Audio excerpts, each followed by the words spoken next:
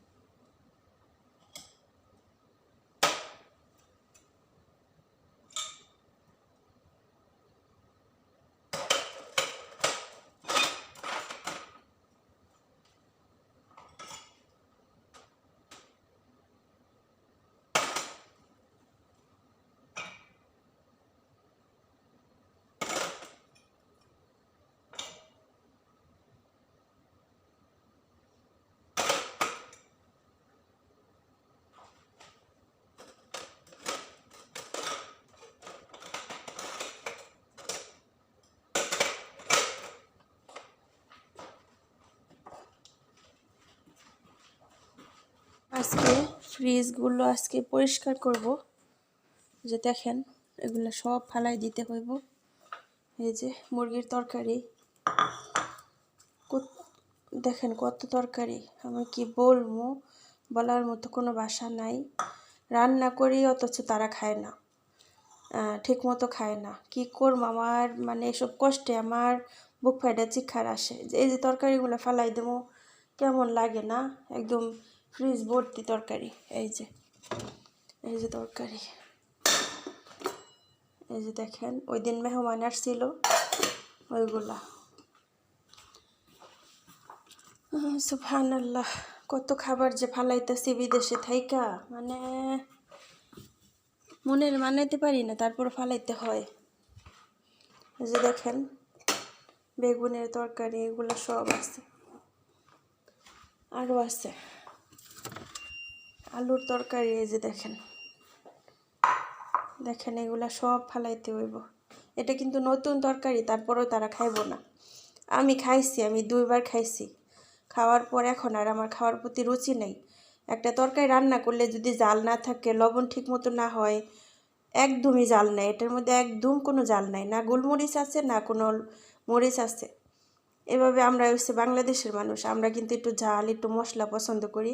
এটার মধ্যে ওইভাবে কোনো মশলাও দেওয়া হয় না ভালো করে, হালকা হালকা, একদম হালকা মশলা। সুবহানাল্লাহ, কি করার আছে বলেন? অনেকে বলেন আপু ফালাও কেন, এটা সেটা, কি করবো আপুরা, আমার সব ফালাই দিতে হইব, কিচ্ছু করার নেই। এটা হচ্ছে সাম্বল ক্যাশেন, এটা ওনারা খাবে। এখানে সাদা ভাত আছে, এইখানে আবার কি আছে, ইয়া রব্বি লা হাওলা ওয়ালা কুওয়াতা ইল্লা বিল্লাহ। এটার মধ্যে আছে স্যুপ, এটা কালকে রান্না করছে ম্যাডামে নিজে। এটা ফালামো না, থাক। আর এখানে একটু খাসির মাংস আছে, গোলমরিচ ও লবণ দিয়ে সিদ্ধ করা। এই 2টা থাক, যদি খায় রাত পর্যন্ত অপেক্ষা করবো। আর এখানে আছে সাদা ভাত আছে। যাই হোক, ফ্রিজে এগুলো সব নামায় পরিষ্কার করবো। আর দেখেন ফ্রিজ একদম বোঝাই, একদম ভর্তি জিনিসপত্র, এই আর কি। এই যে এখন কি পরিমাণ খাবার বলেন, এগুলো রেখে আবার আমার রান্না করতে হইব। এগুলো ফালানি কি যে একটা কষ্ট, এটা আমি কাউরে বইলা বোঝাইতে পারবো না। এই খাবার ফালানো কি যে কষ্ট, আমার বুক ফাইটা কান্না আসে এগুলো ফালাইতে গেলে। দেখেন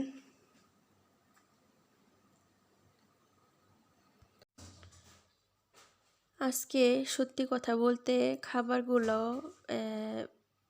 ফালাইতে গিয়ে আমি কান্না করে দিলাম, যে এত খাবার আমি ফালাচ্ছি।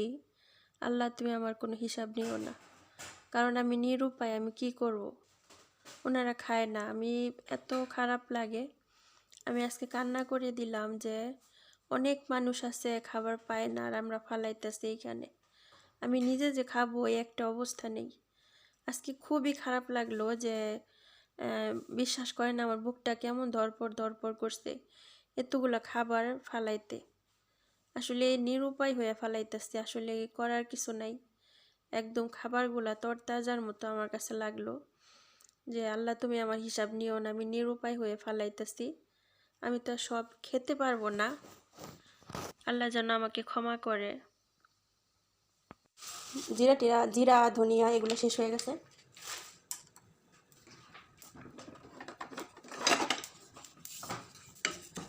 জিরাগুলা ভাইজা তারপর আমি ব্লেন্ডার করি। শেষ হয়ে গেছে, ম্যাডাম বলছে আনার জন্য।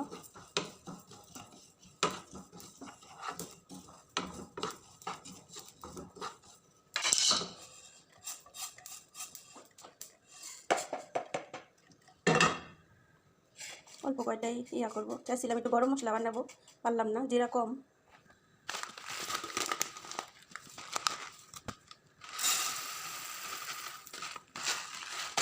ধনিয়াটাও একবারে করারই চেষ্টা করি, একদম আমার 3-4 মাস চলে যায়।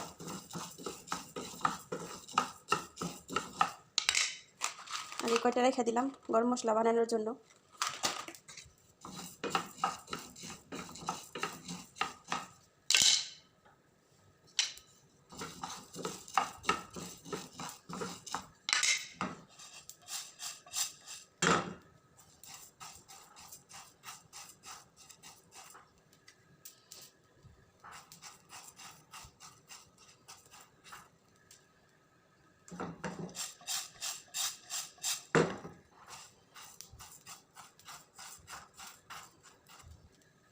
হয়ে গেছে।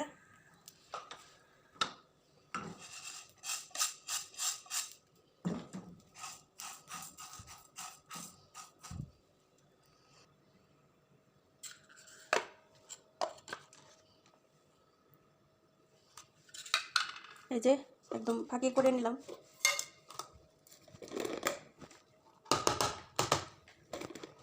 আমাদের মেশিনটা মাশাআল্লাহ অনেক বছর, প্রায় 13-14 বছর এই মেশিনটা। মাশাআল্লাহ মাশাআল্লাহ মাশাআল্লাহ, আলহামদুলিল্লাহ আলহামদুলিল্লাহ। এই যে ধনিয়াগুলো করে নিলাম।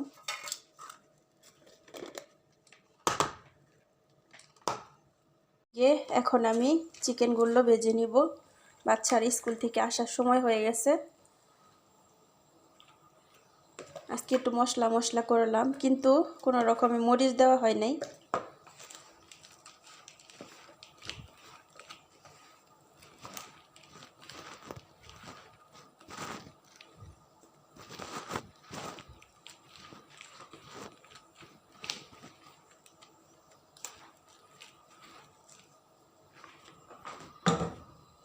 বিসমিল্লাহির রহমানির রহিম, বিসমিল্লাহির রহমানির রহিম, বিসমিল্লাহির রহমানির রহিম, বিসমিল্লাহ।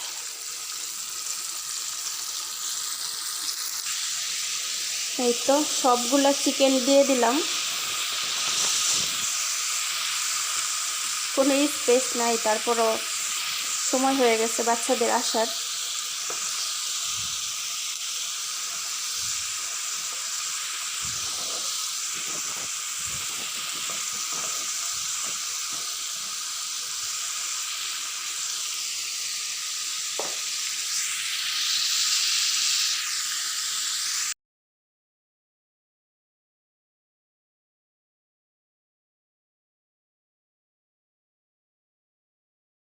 কত বড় ভুল করে ফেলাইছি।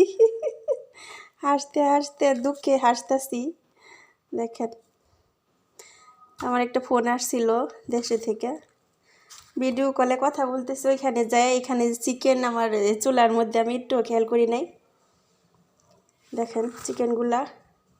তো নূর স্কুল থেকে আসছে, আয়সা বলতেছে wow smell very nice. Smell nice বইলা যখন চিকেনগুলা দেখছে তখন মানে কান্না কান্না ভাব। পরে আবার আমি আবার ডং করতেছি কান্না কান্না ভাব কইরা, I am so sorry, next time ইনশাল্লাহ এরকম ভুল হবে না। পরে নূরা আমার জড়াই ধরে বলতেছে আদি আদি, মানে কোনো সমস্যা নাই, আমরা খাইতে পারবো, এত পরে নেই, আমরা তেমনিতে উপর স্ক্যানটা ফালাই দেই আর ভিতরেগুলা খাই। ওরা কিন্তু অর্ধেক ফালাই দেয়। তো দেখেন সর্বনাশ কীভাবে করলাম। বাচ্চাদের আর কোনো কিছু নাই খাওয়ার, শুধু স্যুপ আর চিকেনটাই। তো আলহামদুলিল্লাহ এর চেয়ে বেশি পড়ার আগে আমি ওটাই ফেলাইছি, কিন্তু অনেক খারাপ লাগতেছে যে আর কিছু নাই খাওয়ার, আর খাইতে পারবো। এই যে দেখেন আমি কীভাবে দেখাই, খুলতে গেলে আবার ওরা খাইবো না। এই যে এখান থেকে এই যে দেখেন তেমন একটা পড়ে নেই।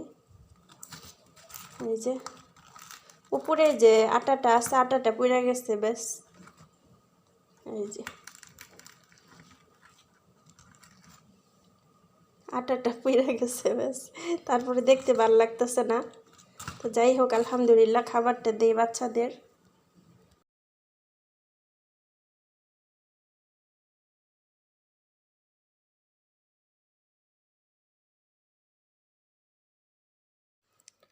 আর এইদিকে বাচ্চাদেরকে খাবার দিয়ে দিলাম, আলহামদুলিল্লাহ রব্বিল আলামিন, ওরা দুপুরের খাবারটা খাচ্ছে। তো মেয়েরা এখানে অলরেডি বসে পড়ছে খাওয়ার জন্য। মাশাআল্লাহ তাবারাকাল্লাহ।